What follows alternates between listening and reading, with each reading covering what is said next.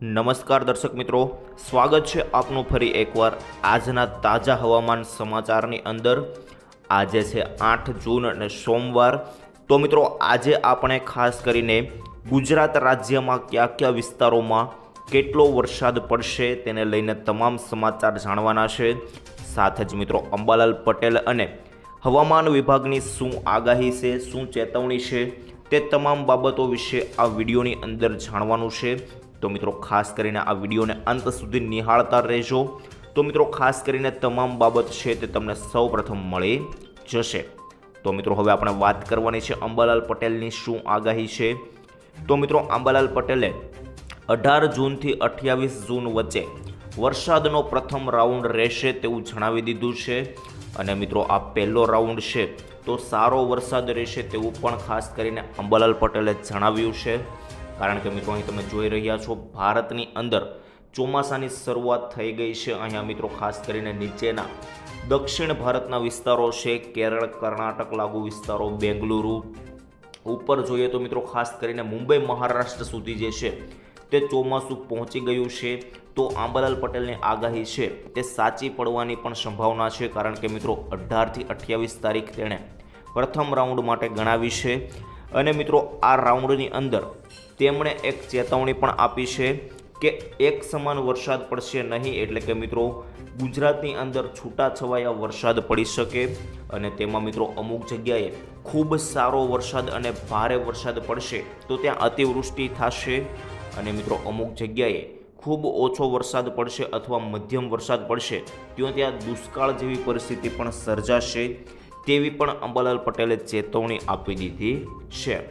તો મિત્રો હવે ખાસ કરીને આપણે જાણી લઈએ કે આજે કયા કયા વિસ્તારોમાં કેટલો વરસાદ પડશે।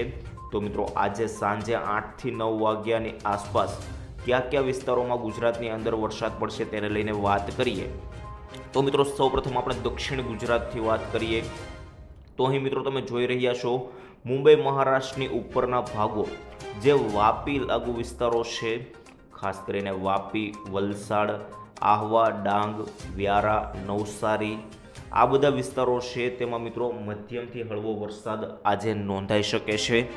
કારણ કે મિત્રો ખાસ કરીને દક્ષિણ ગુજરાતમાં સૌ પ્રથમ ચોમાસું આવતું હોય છે, ચોમાસાની શરૂઆત દક્ષિણ ગુજરાતથી થતી હોય છે, તો આજે ત્યાં વરસાદ નોંધાવાની પણ શક્યતા છે।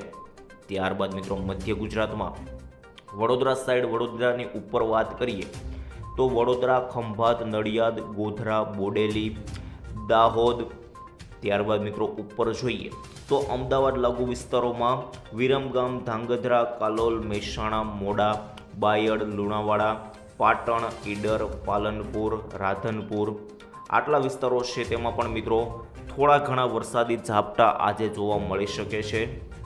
ત્યારબાદ મિત્રો કચ્છમાં વાત કરીએ તો કચ્છ લાગુ વિસ્તારોમાં મિત્રો આજે કોઈ પણ પ્રકારનો એટલો ભારે વરસાદ દેખાઈ રહ્યો નથી, પરંતુ મિત્રો દરિયાકાંઠાના વિસ્તારો છે તો ત્યાં થોડો ઘણો વરસાદ જે છે તે નોંધાઈ શકે છે। ત્યારબાદ સૌરાષ્ટ્ર વિશે વાત કરીએ તો સૌરાષ્ટ્રમાં મિત્રો તમે જોઈ રહ્યા છો છૂટો છવાયો વરસાદ દેખાઈ રહ્યો છે।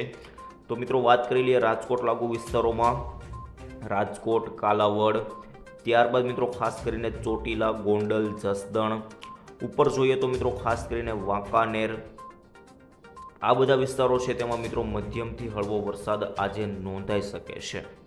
ત્યારબાદ મિત્રો ખાસ કરીને આ સાઈડ જોઈએ તો સુરેન્દ્ર લાગુ વિસ્તારો છે, સુરેન્દ્રનગર, લીંબડી, સાયલા, રાણપુર, ધંધુકા, બોટાદ, બરવાળા, આ બાજુ મિત્રો ગઢડા, વલભીપુર, સોનગઢ, ગારિયાધાર, પાલીતાણા, આ બધા વિસ્તારોમાં તો મિત્રો આજે સારો એવો વરસાદ દેખાઈ રહ્યો છે, તો મિત્રો ત્યાં પણ ઝાપટા જે છે તે પડી શકે છે। ત્યારબાદ મિત્રો દરિયાકાંઠાના વિસ્તારો અહીં આવેલા છે, ખાસ કરીને પોરબંદર, માધવપુર, વેરાવળ, કોડીનાર, રાજુલા, અમરેલી, ધારી, આટલા વિસ્તારોમાં મિત્રો મધ્યમથી હળવો વરસાદ આજે નોંધાઈ શકે છે। ત્યારબાદ મિત્રો ખાસ કરીને આવતીકાલે સવારે જોઈએ તો મિત્રો ખાસ કરીને 9-10 વાગે આજુબાજુ જોઈએ તો દક્ષિણ ગુજરાતમાં સુરત સુધી સારો એવો વરસાદ દેખાઈ રહ્યો છે। ખાસ કરીને મિત્રો વાત કરી લઈએ તો વાપી, વલસાડ, નવસારી, વ્યારા, આહવા, ડાંગ, ઉપર જોઈએ તો મિત્રો ખાસ કરીને સુરત, ભરૂચ, ડેડિયાપાડા, રાજપીપળા, બોડેલી, વડોદરા આટલા વિસ્તારો સુધી મિત્રો ખાસ કરીને ભરૂચ, અંકલેશ્વર સુધી વરસાદ જે છે તે આવતીકાલે સવારે 9 થી 10 વાગ્યે ત્યાં નોંધાઈ શકે છે, કારણ કે મિત્રો અહીં દેખાઈ રહ્યું છે કે આવતીકાલે જે છે તે સુરત લાગુ વિસ્તારોની અંદર વરસાદ પડી શકે છે.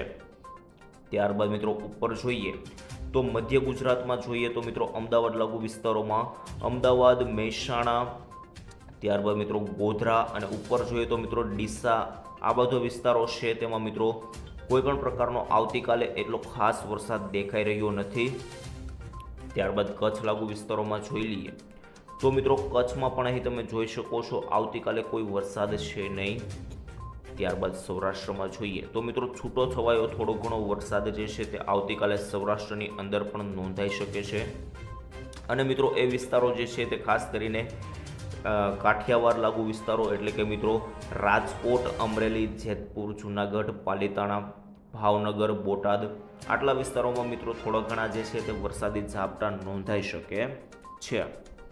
ત્યારબાદ મિત્રો આવતીકાલે એટલે કે 9 તારીખ મંગળવારે સાંજે જોઈએ તો મિત્રો સાંજે 6-7 વાગ્યા આસપાસ ખાસ કરીને સૌરાષ્ટ્રમાં સારો વરસાદ દેખાઈ રહ્યો છે. તો મિત્રો આવતીકાલે વાત કરી લઈએ તો દક્ષિણ ગુજરાતમાં મિત્રો સુરત, વલસાડ, નવસારી, વ્યારા, આહવા, ભરૂચ, રાજપીપળા આટલા વિસ્તારોમાં મિત્રો મધ્યમથી હળવા ઝાપટા જોવા મળી શકે. ત્યારબાદ મિત્રો ઉત્તર ગુજરાત સાઈડ વાત કરીએ મધ્ય ગુજરાતમાં તો અમદાવાદ, મહેસાણા, ડીસા, ત્યારબાદ મિત્રો હિંમતનગર, ખાસ કરીને પાલનપુર, રાધનપુર, પાટણ, ડુંગરપુર આટલા વિસ્તારોમાં મિત્રો મધ્યમથી હળવા વરસાદી ઝાપટા જોવા મળી શકે, કારણ કે મિત્રો ખૂબ પવન હોય છે તો પવનોને કારણે વરસાદ આવવાની સંભાવના રહે છે. ત્યારબાદ મિત્રો ખાસ કરીને વાત કરી લઈએ સૌરાષ્ટ્રમાં મિત્રો અહીં તમે જોઈ શકો છો દરિયાકાંઠાના વિસ્તારો વેરાવળથી લઈને પવન આવી રહ્યો છે. વેરાવળ, કોડીનાર, રાજુલા, મહુવા, ધારી, અમરેલી, પાલીતાણા, ભાવનગર અને ઉપર જોઈએ તો મિત્રો ગઢડા, વલભીપુર, બોટાદ, બરવાળા, રાણપુર, ધંધુકા, લીંબડી, સુરેન્દ્રનગર આટલા વિસ્તારોમાં આવતીકાલે વરસાદ જે છે તે નોંધાવાની શક્યતા સૌથી વધારે રહેલી છે, કારણ કે મિત્રો અહીં દેખાઈ રહ્યું છે કે આવતીકાલે સૌરાષ્ટ્રના આ વિસ્તારો છે તેમાં વરસાદ નોંધાઈ શકે છે. ત્યારબાદ મિત્રો રાજકોટ લાગુ વિસ્તારો છે, મોરબી લાગુ વિસ્તારો તેમાં એટલો કોઈ ખાસ વરસાદ દેખાઈ રહ્યો નથી, પરંતુ મિત્રો હળવાથી મધ્યમ ઝાપટા જે છે તે પડી શકે છે. ત્યારબાદ મિત્રો ખાસ કરીને કચ્છમાં જોઈ લઈએ તો કચ્છમાં દરિયાકાંઠાના વિસ્તારો છે તેમાં વરસાદ દેખાઈ રહ્યો છે. તો મિત્રો ખાસ કરીને નલિયા, માંડવી, મુંદ્રા, ભુજ આ લાગુ વિસ્તારો છે તેમાં મિત્રો ખાસ કરીને મધ્યમથી હળવો વરસાદ આવતીકાલે નોંધાઈ શકે તેવું દેખાઈ રહ્યું છે. તો મિત્રો મેં તમને આજના અને આવતીકાલના તમામ હવામાન સમાચાર આપી દીધા છે. તો મિત્રો હવે આવતા જે સમાચાર છે તે જાણીશું આવનારા વિડીયોની અંદર. આવનારી આગાહી શું છે તે તમામ બાબતો વિશે આવનારા વિડીયોની અંદર જાણીશું. તો મિત્રો ચેનલ સાથે જોડાયેલા રહેજો. આપણી ચેનલને તમે સબસ્ક્રાઇબ નથી કરી તો સબસ્ક્રાઇબ કરી લેજો. અને મિત્રો આ વિડીયો પણ તમારા ખેડૂત મિત્રો, સાથી મિત્રોને શેર કરજો, જેથી કરીને તેઓ પણ હવામાનના સાચા અને સચોટ સમાચાર સૌપ્રથમ મેળવી શકે. તો મિત્રો હું મળીશ તમને આવતીકાલે એક નવા હવામાન સમાચાર સાથે. ત્યાં સુધી મિત્રો મને રજા આપશો. ધન્યવાદ. જય શ્રી કૃષ્ણ. જય માતાજી. જય હિન્દ. જય ભારત.